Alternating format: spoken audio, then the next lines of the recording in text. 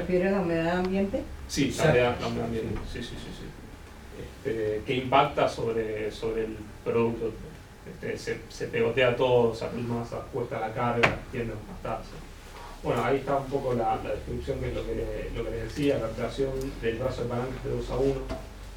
O sea que si se pone un peso de 1 kilo atrás, se carga 2 kilos adelante. Bueno, ahí son fotos que tomamos, porque todo esto, pienses que cuando fuimos no sabíamos cómo iba a ser la modificación que íbamos a hacer, no sabíamos si íbamos a modificar adentro. Al final, adentro me refiero a la tolva, ahí. Al final decidimos que no, porque vimos una manera fácil de hacerlo y además no queríamos tocar nada que esté en contacto con productos alimenticios. Eso también es la parte de adentro, porque necesitábamos actuar la compuerta esa para cortar. No sabíamos bien cómo íbamos a hacer y pensamos bastante, y ahora van a ver la función. Ahí se ve mucho mejor el brazo de palanca y cómo actúa todo. Imagínense, ¿no? Cuando baja la parte de adelante, la de atrás sube. En realidad ahí la de atrás está arriba de todo y está trabado. Cuando aprieta el pedal, el contrapeso que va en la parte de atrás lo tira para abajo. Es esta parte que lo libera y ese brazo de palanca. Así, y sube la plataforma adelante y empieza la carga. Cuando llega el peso, baja de golpe, o sea, cuando llega al equilibrio baja de golpe y cierra y termina. Eso cuando anda bien la máquina. Bueno, acá viene la propuesta. Después de pensar con Félix, hablar con todo el grupo, y de acuerdo a lo que habíamos visto cuando visitamos, se armó la propuesta, ¿no? También buscamos ahí, como dice, qué era lo que había disponible en el mercado para hacerlo con el menor costo posible. Y también se habló del tema de la posibilidad, que es como se realizó, de dejar a la máquina para fácilmente volver a la operación normal que tiene antes. Esto, tengan en cuenta, también es un prototipo, y también está, o sea, no es nada, es libre de fallos. Entonces queríamos tener una seguridad de que rápidamente se pueda operar la máquina como originalmente estaba diseñada. Bueno, ahí se establecieron los malos funcionamientos, el atasco, lo que decía de los días de humedad y de lo de la válvula. Bueno, ahí se hizo esta propuesta. Ahí se establecieron las cosas que se iban a modificar y agregar. También el tema de automación de registro de datos para poder tener un control del peso y poder tener un registro de si está andando bien la máquina o no, y de los tiempos, ¿no? Y la humedad y demás. En ese momento todavía, o sea, si bien había grandes sospechas de la relación entre la humedad y los problemas que había en la máquina, no estaban del todo seguros, pero ahora ya con el tiempo ya se sabe que eso es fundamental. Bueno, ahí está el tema del uso actual de la máquina y la idea que teníamos para un futuro uso cuando esté modificado, ¿no? En el uso actual, con la configuración mecánica, hay que regular la máquina, hay que ponerle las pesas, hay que estar con el tema de la higiene de adentro también un montón. Y con el uso, con la modificación, es todo mucho más sencillo. En vez de tener que abrir la compuerta y tener que cambiar las pesas y demás, a través de la interfaz se selecciona la carga que se requiere y después todo tiene que ser automático. Bueno, ahí se hicieron unos diagramas. Claro, no se puede leer, pero bueno, se dividió en partes, en las partes que se iban a necesitar, en módulos pequeños para poder instalar en la máquina y ya poder ir desarrollándolo. Esto fue cambiando, ahí no estábamos seguros bien de qué íbamos a usar. Al final terminamos usando un motor de corriente con clima chiquito, el Ignis, que es de fabricación nacional. Yo ya sabía que andaba bien, por eso lo había visto usarse en otros proyectos de automatización acá de bajo costo y daba buenos resultados. Eso se usó, pero por ejemplo el tema del puente H, conseguir un puente H es un dispositivo que sirve para accionar el motor de corriente continua. conseguir un costo económico y acá que se pueda conseguir fácilmente dentro del rango que estábamos usando de presupuesto no estaba, así que directamente usamos 2 relés para invertir el sentido de la marcha del motor y una regulación con un transistor por modulación de ancho de pulso. Es como que se va pulsando la alimentación para simular diferentes niveles de tensión y poder regular se hizo eso. Bueno, y acá viene la parte que ya es más movida, la realización. Bueno, partimos de lo básico, empezar a hacer croquis de cómo se van a hacer. Esto es uno de los primeros bosquejos de cómo vamos a disponer el display. Y esto de la parte de los gabinetes, ¿no? De cómo hacer el tema del sellado y de cómo poner los dispositivos para tener disipación en los elementos que calientan, ¿no? Bueno, ahí ya se consiguieron algunos de los elementos. Esto se midió todo y se modeló. Se hicieron los diseños en 3D, que es uno de los primeros, después se modificó y se hizo distinto.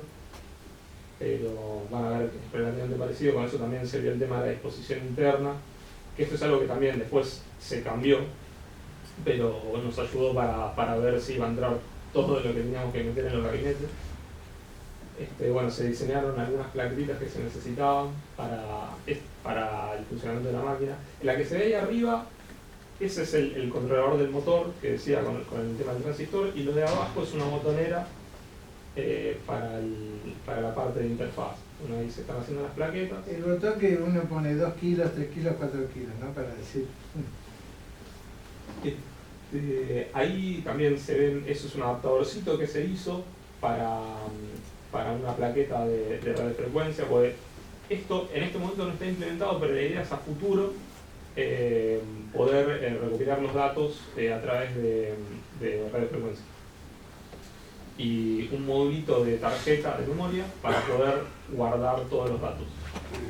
Bueno, ahí ya se ve la parte de atrás del display. Esto todo está, la parte de plástico está impresa en 3D por mi amigo Félix, que hoy no pudo venir, pero está hecho a medida para esto. Bueno, ahí se ve cómo se fue preparando. Ahí estaba colocando los conectores y enmascarando todo para dar una mano de pintura. Ahí se ve, esa es la celda de carga. Esa celda que se consiguió va de 0 a 20 kilos y tiene una muy buena resolución. Estamos trabajando con por lo menos 1 gramo, se puede hacer menos y todo 1 gramo. Bueno, ¿todo el mundo sabe lo que es una celda de carga? No. Está bien, una celda de carga es un bien buena acotación. Es el centro de la... Díganme cualquier duda que tengan, son libres de interrumpirme y preguntarme. Si puedo contestarlo, lo contesto. La celda de carga reemplazaría lo que era la pesa. Esto es un sensor que mide esfuerzo y reemplaza las pesas. O sea, estamos convirtiendo el sistema que antes era dinámico, que tenía pesos de un lado y la carga del otro, y cuando la carga superaba el peso se movía de golpe y cerraba. Estamos cambiándolo por un sistema que sería estático, se mueve pero apenas, prácticamente nada, y que lo que hace es censar la carga a través de la celda de carga, que es esa. Es decir, es una balanza. Exactamente. Digital. Sí, es el componente que usan las balanzas digitales para censar el peso. Tiene ahí se llaman galgas extensiométricas, que es como un papelito con un conductor que cuando se flexiona cambia la resistencia mínimamente, y a través de un amplificador se mide ese cambio y se sabe cuánto se flexionó, y con eso se puede saber cuál es el esfuerzo. Bueno, se consiguen estas celdas de carga bastante económicas. Perdón, ¿y ese esfuerzo extrapola el peso? Exactamente, el esfuerzo es proporcional siempre y cuando se esté trabajando dentro del rango elástico de un material. La deformación es proporcional a la carga. ¿Qué tiene? Salida 0,10 volts, ¿eso no? En realidad va por un protocolo de comunicación que se llama SPI. Y o sea, se comunica digitalmente con el microcontrolador. En realidad lo que se sensa al nivel de la carga extensiométrica es mínimo. Eso pasa con un amplificador que lo podría llevar a 0,10 volt, pongámoslo, pero ya viene Eso incorporado. ya te viene con el micro adentro. Claro, ya viene con una especie de micro específico para eso que se comunica con el otro microcontrolador que es el que gestiona el resto del proceso. Y tiene una resolución, tiene un conversor, tiene una resolución de 24 bits, que eso permite, para que se hagan una idea, dividir la medida de 0 a la carga máxima en millones de partes. No me acuerdo ahora bien, pero creo que eran 16 millones, o sea, habría que hacer la cuenta. Sí. Así que la resolución es bastante buena. Esa es la celda de carga, y la otra partecita que se ve ahí, blanca, chiquita, es un sensor de temperatura y humedad, bastante económico también. ¿Qué quiere decir económico? Económico es que saldrá menos de 200 pesos, 100 pesos. Lo mismo en la celda de carga con el circuito amplificador, cuando la compramos también salió alrededor de 500 pesos, una cosa así. Yo hice una adaptación igual a eso también, pero el componente en sí mismo es económico. Bueno, estos son los gabinetes más armaditos. El que se ve ahí a la izquierda tiene nosotros todo esto lo desarrollamos alrededor de un Arduino Mega. Es una placa de desarrollo que se vende, que también es relativamente económica, nos estará alrededor de 800 pesos, una cosa así, puede ser menos o más, pero estará por ahí el precio. Y la parte de la derecha es toda la parte de potencia, ahí se pueden ver 3 relés. A la derecha de todo la plaquetita esa que les había contado, que controla el movimiento del motor, y arriba un regulador de voltaje que nos baja los 35 volts de corriente continua que tenemos ahí, más o menos, a los 5 volts para alimentar la placa. Esto es algo que probablemente lo vamos a tener que cambiar por una cuestión que va a venir al final. Y también tiene ahí a la mitad de la parte izquierda, no sé si se ve, tiene un RTC, le dicen Real Time Clock, que es para mantener el tiempo. Todos estos procesos, como les dije, la idea es tener un registro de cuándo se inició la carga, cuándo se terminó la carga, y dentro de ese registro es muy importante tener el tiempo para saber cuándo se realizó y la diferencia de tiempo entre el inicio del proceso y la finalización. Lo de los botones, esto no lo había contado, pero me acabo de acordar, también sirve para registrar eventos. Por ejemplo, si hay algún problema con la máquina o con los procesos, había unos códigos que tienen en la empresa para anotar los problemas que tienen y después hacer alguna medida correctiva, si es que se puede, con respecto a eso. Y era manual, y con esto la idea también es poder registrarlos con el apriete de un botón y ya está, no tienen que ir a buscar el lápiz, el papel y fijarse el día, la fecha, la hora y anotar, sino que ahora la idea es que toquen un botón y quede registrado. Siempre cuando se le pide al operario hacer algún tipo de registro de fallas o eventos o problemas, cuesta, ¿no? No quiere escribir, Sí, son cosas. es difícil. Entonces, de esta manera, si tenés tipificadas las fallas y una botonera, bueno, frente a un evento o una situación problemática, es simplemente apretar el botón y el problema queda registrado. Después puedes hacer un análisis de frecuencia de aparición y empezar a desarrollar soluciones. Bueno, ahí otra foto también se ve, ahí se ve mejor el RTC, es el que tiene la pila a la izquierda, al medio. Eso también lo estoy cambiando de lugar ahora porque me molesta, porque ahí tengo el ingreso de unos cables que van al lector de tarjeta de memoria. Bueno, ahí se ve armado ya el display con los botones. El que es un poquito más grande a la derecha, ese es el de Tara. Y las luces que están arriba, los LED, son testigos pasa o no pasa para una operación más cómoda de la máquina cuando está en funcionamiento. La parte de la derecha, la perilla, es la que selecciona la carga, y el selector de arriba también es para la carga, ahí con un rango de alta y uno de baja. pues tenemos 5 posiciones dentro de la rotativa y lo multiplicamos por 2 con la de arriba, tenemos 10 cargas distintas que se pueden seleccionar fácilmente. O sea, mide la velocidad de ingreso de la carga. No, esos son para configurar la carga final, o sea, si son 2 kilos 4 kilos va por o bolsa. 10. Ok. Claro, o sea, con esa, al girarla, seleccionás dónde va a cortar Ujú. en la máquina. Lo bueno de esto también es que se pueden jugar con diferentes métodos de control para intentar ajustar la carga al valor que tiene que ser. Bueno, ahí ya lo estoy probando en la mesa. Sí. Tengo un videito ahí.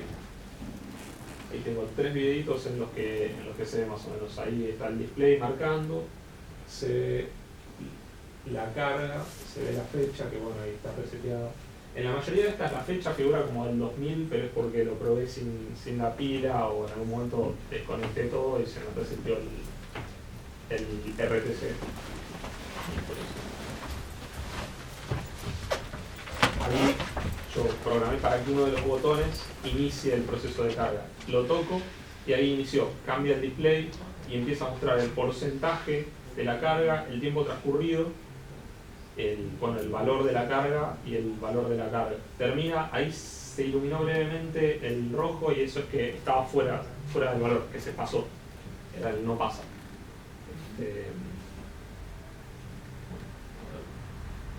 Acá tenés que Sí. acá corregís a mano también, si se pasó. Si se pasó, sí va a haber que corregir a mano. La idea es que haya una menor frecuencia en los defectos, digamos, de carga. Pero sí, si se pasa, hay que corregir a mano, porque la máquina no... O sea, estás en una situación muy similar a la anterior. En ese aspecto sí, la idea es atacar el tema de la exactitud de la carga. O sea, es eliminar el defecto. Claro, la idea es bajar la repetición de la falla. Algo que Sí. no sé, no estoy seguro si lo dijeron. Uno de los temas que tienen ustedes es que van cambiando de peso en la máquina continuamente. O sea, ustedes no pesan como si todo el día de a 20 kilos. Son partidas.